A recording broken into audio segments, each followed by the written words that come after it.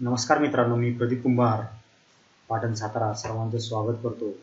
या व्हिडिओमध्ये आपल्याला पाहायचं आहे MDM क्लोजिंग बॅलन्स कसा अपडेट करायचा।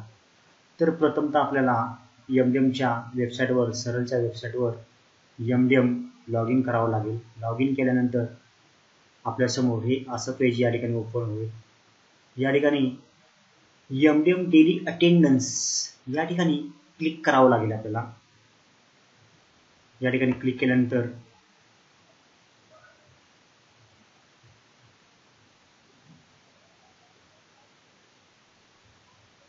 या ठिकाणी असं पेज या ठिकाणी ओपन होईल।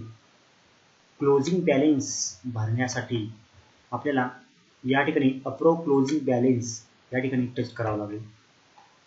टच केल्यानंतर आपला जो 31 डिसेंबरचा जो क्लोजिंग बॅलन्स आहे सरळ प्रमाणे या ठिकाणी दिसेल। मात्र प्रत्यक्ष नोंदवहीमध्ये फरक असण्याची शक्यता आहे, त्याच्यामुळे आपल्या नोंदवहीप्रमाणे या ठिकाणी भरायचं आहे। गडबडीमध्ये आपण न चेक करता जर अप्रूव्ह केलं तर आहे तोच आकडे अप्रूव्ह होण्याची शक्यता आहे। त्यामुळे नोंदवहीप्रमाणे अपडेट करायचं आहे।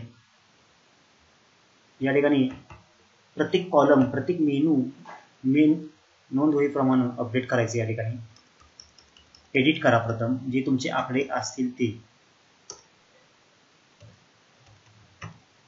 अशा पद्धतीने सर्व धान्यादी मालाचे मेनू एडिट करा, चेक करा, नोंदवहीप्रमाणे या ठिकाणी भरा। 31 डिसेंबरचा क्लोजिंग बॅलन्स आपल्याला या ठिकाणी भरायचा आहे।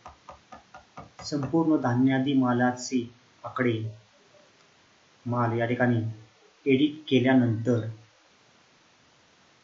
शेवटी आपल्याला अप्रूव्ह या बटनावर क्लिक करायचं आहे। अप्रूव्ह केल्यानंतर आपल्या समोर डाटा सेव्ह सक्सेसफुली असा या ठिकाणी मेसेज येईल।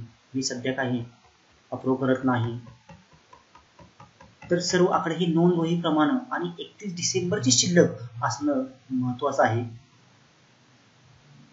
अशा पद्धतीने आपण क्लोजिंग बॅलन्स अपडेट करू शकतो। धन्यवाद। प्रदीप कुंभार, पाटण जिल्हा सातारा।